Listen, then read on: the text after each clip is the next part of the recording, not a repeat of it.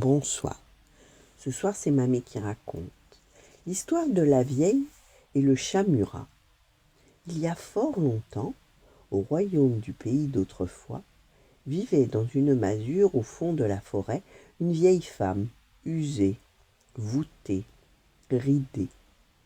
Elle était très pauvre et transportait des fagots de bois sur son dos tout le jour pour se chauffer l'hiver. Elle vivait seule avec son chat Angora, qui répondait au nom de Murat. Celui-ci était très beau, orgueilleux et paresseux.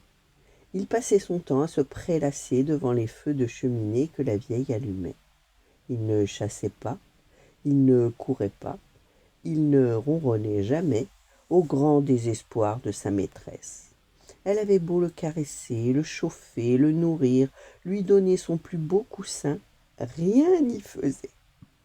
La vieille vivait pour son chat Murat. Elle l'idolâtrait, le chouchoutait. Elle se privait de tout pour le chat Murat.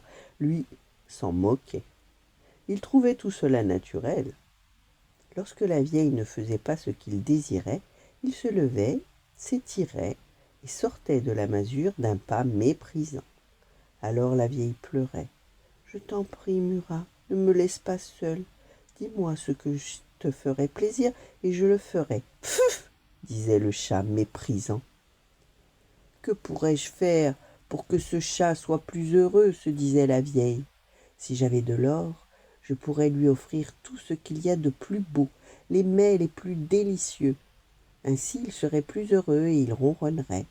Je suis sûre que cette masure n'est pas assez belle pour lui. » Cependant, un jour, la vieille, qui était sortie chercher du bois pour sa cheminée, au plus profond de la forêt, s'écroula, harassée, au pied d'un arbre. « Je n'en peux plus, gémissait-elle, c'est trop dur.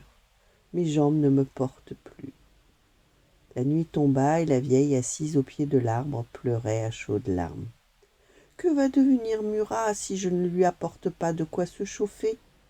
Lui qui aime tant la chaleur. Je vais peut-être mourir ici. » Ses larmes tombaient sur les racines de l'arbre lorsque soudain elle entendit une voix qui lui disait « Arrête de pleurer, la vieille. » La vieille, éberluée, regarda autour d'elle. « Mais qui parle ?» demanda la vieille, inquiète de ne voir personne. « C'est moi, le charme. Tu es assise sur mes racines, la vieille. »« Oh, un arbre qui parle ! Je n'ai jamais vu ça, s'écria la vieille. « Oui, oui, je sais, c'est surprenant. Mais tu es au cœur de la forêt, et ici tout le monde parle. Je te trouve bien triste, la vieille. Hélas, le charme, mes jambes ne me portent plus. Je suis si vieille, je ne sais pas si je pourrai retourner chez moi. Et mon chat Murat m'attend. Je connais ton histoire, la vieille. Je t'ai vue passer tant de fois près de moi. J'ai vu aussi ton chat Murat. Il est cruel, paresseux, orgueilleux. Ici dans la forêt, tout le monde se méfie de lui. Tu es bien trop gentille avec lui, la vieille. »« Mais je l'aime, tout simplement, » dit la vieille. « Ouais, bien sûr, mais lui, t'aimes-t-il ? Ce qu'il aime avant tout, c'est le coin chaud près du feu que tu lui offres, les repas que tu lui mijotes. Je suis sûre qu'il ne ronronne même pas lorsque tu le caresses. » C'est vrai, le charme, mais comment le sais-tu ? Je m'en doutais, c'est tout. Il est égoïste, que tout lui est dû. Oh, bien sûr, il est beau, mais cela ne suffit pas. Que pourrais-je faire, le charme, pour qu'il ronronne ? C'est mon souhait le plus cher. Oh, tu sais, je ne suis qu'un vieux charme. Je n'ai pas beaucoup de conseils à te donner. J'ai vu tant de choses au cours de ma longue vie. Tu trouveras la vérité en toi, c'est tout. Un hibou, perché sur une des branches du charme, avait tout entendu et se mêla de la conversation. « Le charme a raison, la vieille. Ton Murat n'est pas un bon chat. Il reçoit, mais il ne donne pas. Cela n'est pas juste. Il ne te mérite pas. Je l'ai vu agir tant de fois avec les oiseaux et les mulots. Il est cruel. »« Oh !» s'exclama la vieille. « Je suis bien triste que tout ce que vous me dites, mais que puis-je faire pour qu'il ronronne ? Peut-être que si j'étais plus riche, il serait plus heureux. » S'il ne t'aime pas, la vieille ne ronronnera jamais. Et l'amour ne s'achète pas. On aime ou on n'aime pas, dit le hibou. Cette conversation réveilla la chouette, et elle donna aussi son opinion. À mon avis, la vieille, tu le gâtes trop. Laisse-le dehors un petit peu plus souvent, pour qu'il apprécie le coin de la cheminée et les repas. Tu verras, il sera si content de rentrer au chaud qu'il se mettra à ronronner. Vous avez peut-être raison, dit la vieille, mais pour le moment, je suis bien incapable de me tenir debout pour me rentrer chez moi. Je suis tant fatiguée. Écoute, dit le hibou, je connais un endroit où tu pourrais te reposer cette nuit et reprendre des forces. Suis-moi, ce n'est pas loin. La vieille remercia le charme et la chouette et se leva péniblement pour suivre le hibou. Il la conduisit jusqu'à un abri naturel fait de branches et de feuilles bien touffues. Au sol, un tapis de mousse tendre accueillit le corps épuisé de la vieille. « Ne t'inquiète pas, la vieille, nous allons veiller sur toi. Passe une bonne nuit. » La vieille, rassurée, remercia le hibou et s'endormit aussitôt. Le lendemain, elle fut réveillée par des petits cris, et elle découvrit, blotti tout contre elle, un adorable chaton sauvage. « Oh, que tu es jolie !» s'exclama la vieille, et elle le caressa. Celui-ci s'arrêta instantanément. Rassuré, il se mit à ronronner de plaisir. La vieille fut si heureuse d'entendre les ronronnements du chaton qu'elle décida de l'adopter. « Tu es un gentil chaton, je vais t'appeler Léon. Tu vas venir chez moi, tu verras, tu ne seras pas malheureux. » Ce qui fut dit fut fait. Léon, le chaton, marcha sur les talons de la vieille jusqu'à sa masure. En arrivant chez elle, elle appela « Murat, Murat !»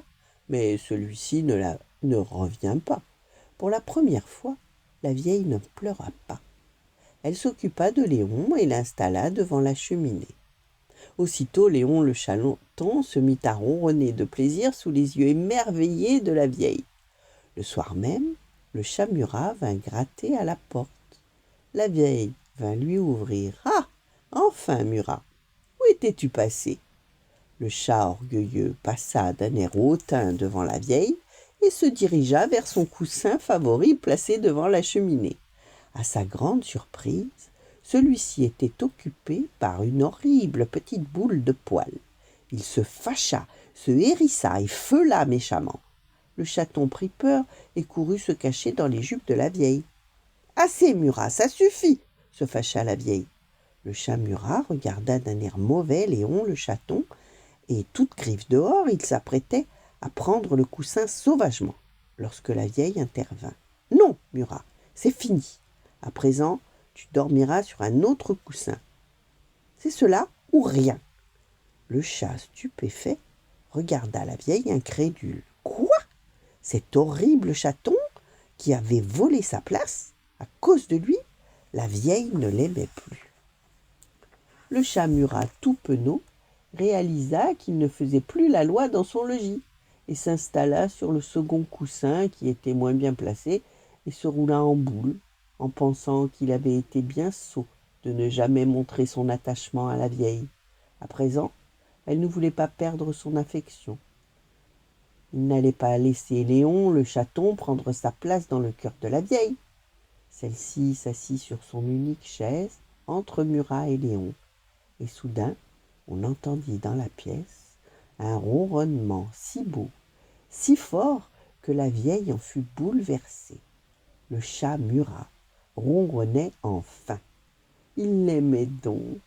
Elle n'avait pas eu besoin d'or, comme elle le pensait. Le hibou avait raison. L'amour ne s'achète pas. Ainsi la vieille et ses deux chats vécurent heureux, en harmonie, jusqu'à la fin de leur jour. Voilà. Bonne nuit, faites de beaux rêves et à demain.